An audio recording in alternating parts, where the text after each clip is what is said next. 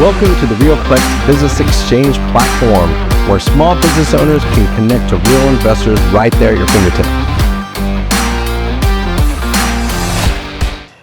Hi, I'm Gabe Puente, the founder of the RealPlex Business Exchange, and today's guest is attorney John Wilson, an M&A expert who helps Texas business owners protect their legacy and also maintain their value of their life's work. So if you're thinking about selling, retiring, or planning in your next move, John is here to break down what every owner needs to know before stepping into that next deal. So without further ado, thank you, John, for being here. Absolutely. Thanks for having me. So John, for the audience who is not aware about you, tell us a little bit about your background, where you grew up. Also, Sure. What made you get into, the legal space? Yeah. So I'm a small town Texas kid, grew up on a cattle ranch, kind of in the middle of nowhere near the Panhandle, and ended up meeting a lovely Valley girl in college. And moved down here when we started a family. So been down here 3 or 4 years now,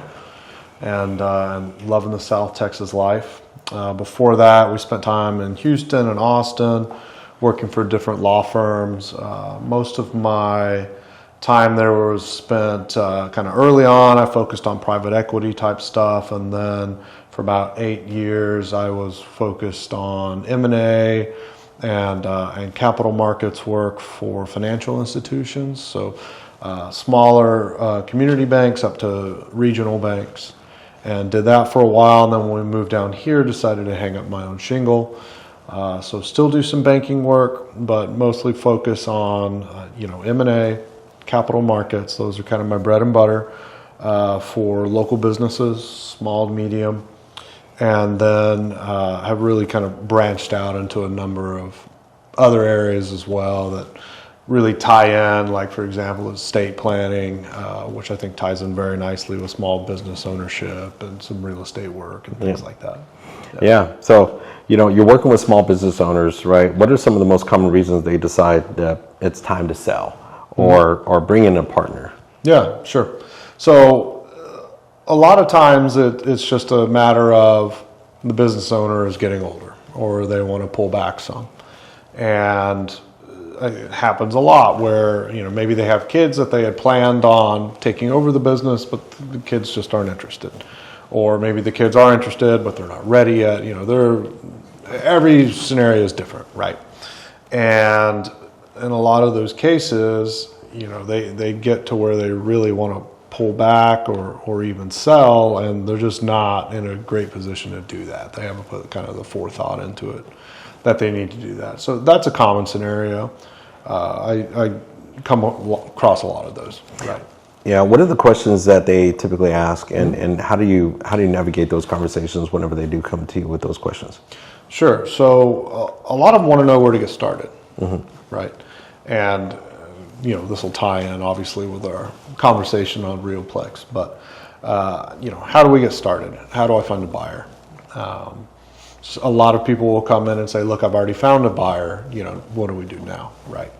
And those are the preliminary questions, but then after that, it really gets into how should we structure this? And that gets to me to what are your goals here, right? Because every deal's different. Every deal's a little unique. Every business is different. And so you really have to look at what's unique about that organization.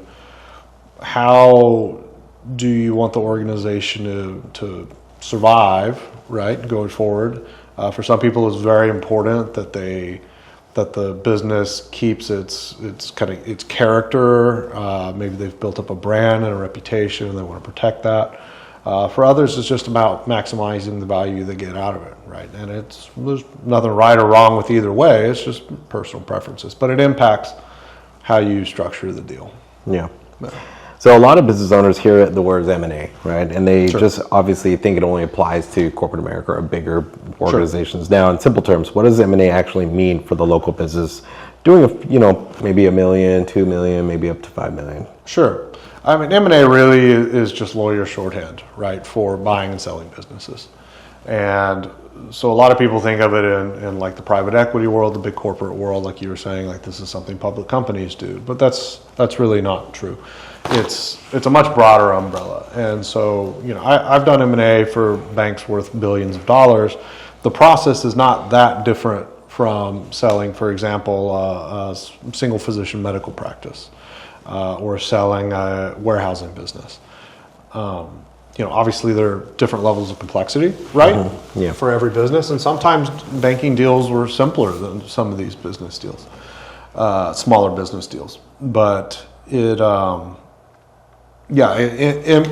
would apply to anybody that's looking to cash out of their business or grow their business in a lot of cases.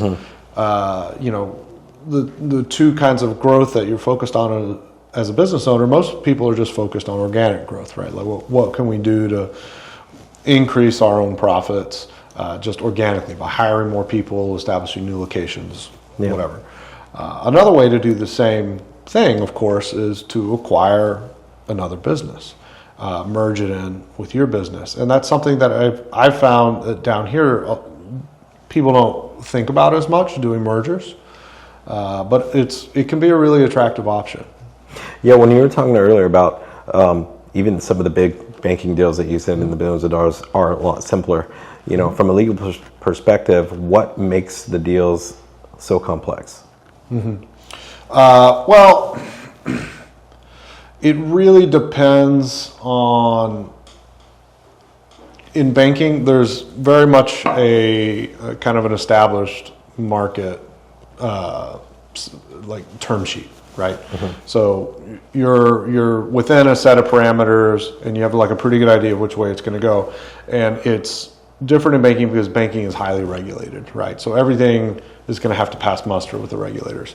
When you're talking about a normal business that's not a regulated business, say an air conditioning company, physician's practice, or whatever, really you can kind of structure it however you want, right? There are some parameters, of course, and there are kind of market standards, but there's no obligation to do things a certain way. There aren't that many terms that are just like, well, you can't do that. You can't ask for that because the regulators would never approve it, right? You don't have that situation. And so most people, when small business deals, they come to you and they say, I just want to make it simple. I just want to make it simple. But then you start talking to them about their goals, right? And sometimes that can make things a lot more complex. So you may end up in, building in things like earn-out concepts, right? Where not all the money gets paid out up front. Say you're buying a business that is relationship driven, right? Those businesses can be hard to value. And as a buyer, you really want to know how sticky are these customers, right? Like how likely are they to stick around if I buy this business? Yeah, and the old owner who has that relationship leaves. Right, exactly. Maybe it's the name on the building. That person's not there anymore, right? And so the earnouts are something that can get really complex, but the basic concept, of course, which is you buy the business, but you don't pay all the money up front. You pay it out over time, depending on how much of that business actually sticks around, right? It's risk allocation. So what are the biggest differences between selling a small owner-dependent business and selling a larger, more corporate operation? Sure.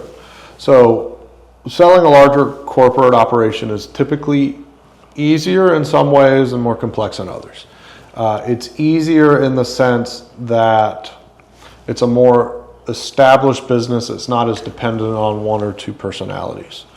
And so there's more certainty from the buyer side in terms of what they're getting.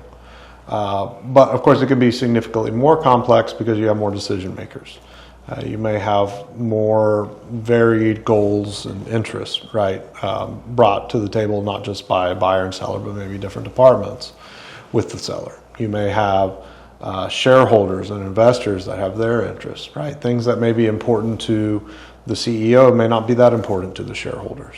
And that can add layers of complexity as well. So if a business owner is 5 years away from potentially retirement, what should they start doing now to prepare their business for a sell opportunity? Yeah. That's a great question. So I think something that I don't see nearly as much as I should is people really looking at their business as not just a silo in their asset portfolio, but really kind of part and parcel with everything. So what I mean by that is you have your business and you really need to be thinking about succession planning, right? What happens after I retire? How do I want ownership to work? But also, how does that play into my estate plan, right? And so for a lot of people, setting up a living trust, setting up a family limited partnership, something like that, if they're not looking to just completely exit from the business, can make a lot of sense. So you really need to be thinking about your goals. When you're 5 years out, you really need to think, do I just want to sell this and maximize my value, or do I want to do something else? Right? Yeah. Do I want to sell part of it but keep an interest for my family that'll generate income on a recurring basis? Do I want to sell it to a family member or just give it to a family member? There are a lot of different ways to kind of go about that. Maybe I want to put the business in trust for my family and hire a CEO that I know will do a good job and take care of it, but retain ownership for my family. Are there the formation docs, legal documentation, does that need to be updated, on a maybe like every other 5 years typically, or what would you recommend, if a business owner has their legal documentation they haven't looked at in the past 10 years, is there maybe a general rule of thumb as far as when they should continue to look at their legal documents? Sure. It depends on who drafted them the first time. That's a good point. Yeah.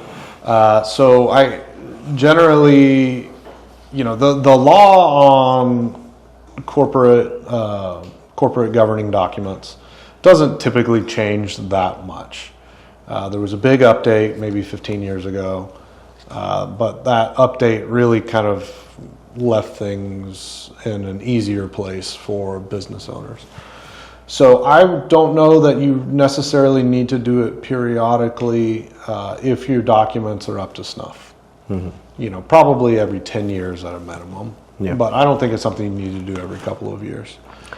Gotcha. So when talking about valuation, if owners often ask, what's my business worth? Right. Sure. So from a legal and practical perspective, what factors most influence valuation in a sale? Yeah. From a legal perspective, I try to stay away from those questions. Those are really questions for someone like Abby. Right, the CPA. The CPA or a broker even. Those are questions that you would get answers to from platforms like Rioplex, right, where you can look at comparables. If it is a kind of business that I've done recent transactions on, like for example, I do quite a few medical offices. If someone came to me and said, hey, I've got, a pediatric practice, what do you think it's worth?